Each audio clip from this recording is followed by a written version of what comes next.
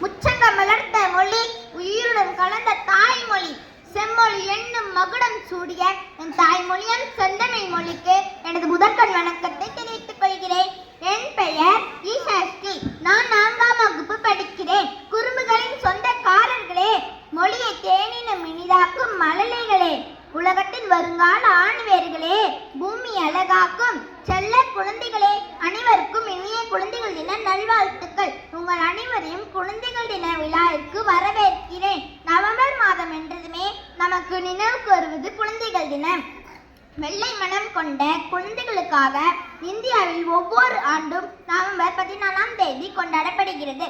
குழந்தைகள் மீது கொள்ளை பிரியம் கொண்டவரான பண்டித ஜவஹர்லால் நேருவின் பிறந்த நாளான நவம்பர் 14ஆம் தேதி குழந்தைகள் தினமாக கொண்டாடப்பட்டு வருகிறது. பண்டித ஜவஹர்லால் நேரு 1889ஆம் ஆண்டு நவம்பர் 14ஆம் தேதி அலகாபாத்தில் பிறந்தார். இவர் பிரபல வழக்கறிஞர் திரு மோதிலால் நேரு மற்றும் திருமதி ஸ்வர்பராணி ஆகியோரின் மகனாவர். விடுதலை போராட்ட வீரர், சுதந்திர இந்தியாவின் முதல் பிரதமர் என்னும் பெருமைகளுக்குரியவர் பண்டித ஜவஹர்லால் நேரு.